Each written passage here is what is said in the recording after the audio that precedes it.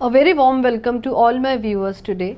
आज मैं आप लोगों के साथ बात करूंगी एंडोमेट्रियोसिस एंटिटी के बारे में।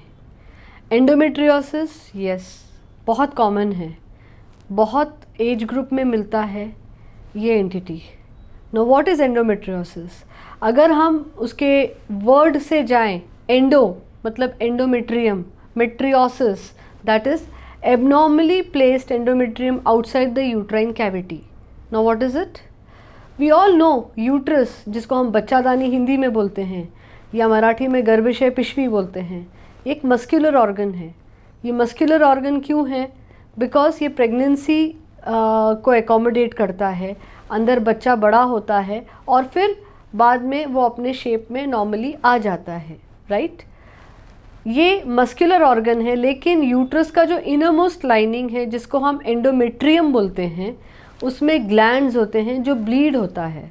Okay, now if this gland और if this endometrial lining uterus के अलावा कहीं बाहर है, that is external surface of the uterus, tubes, ovaries, uterus के नीचे का एरिया, ब्लैडर, इंटेस्टाइन, या कभी कभी जिसको हम स्कार एंडोमेट्रियोसिस बोलते हैं, एब्डोमिनल वॉल या स्किन, तो ये एंडोमेट्रियोसिस के स्वरूप में आता है।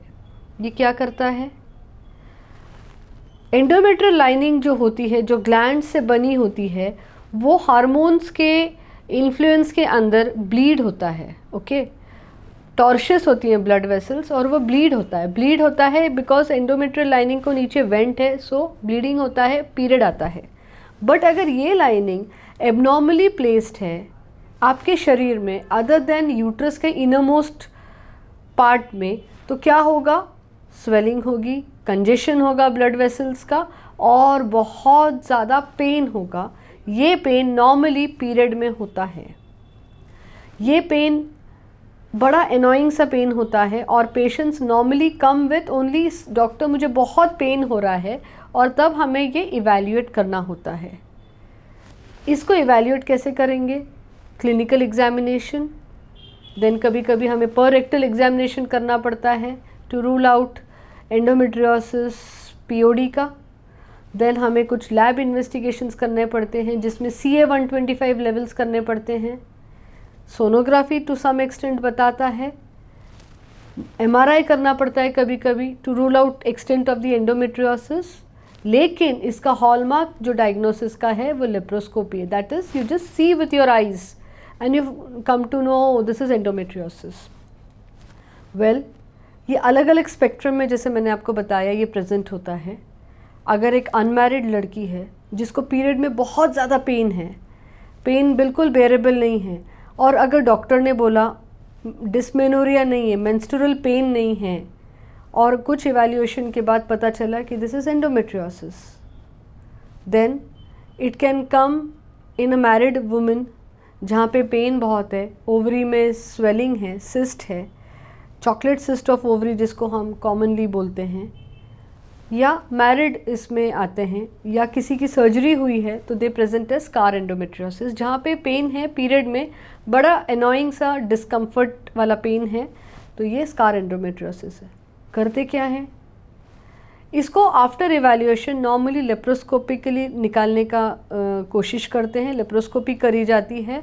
अगर चॉकलेट सिस्ट ऑफ ओवरी है तो उसको निकाला जाता है, नॉर्मल ओवरी को प्रिजर्व करा जाता है, और जहाँ पर भी अगर एंडोमेट्रियोसिस है तो वो पार्ट को निकाला जाता है, फल्ग्यूरेट किया जाता है in the medical terminology. Scar endometriosis है अगर सपोज, तो उसको डीलिनिएट माने उसको देखा जाता है किधर है और उसको निकाला जाता है।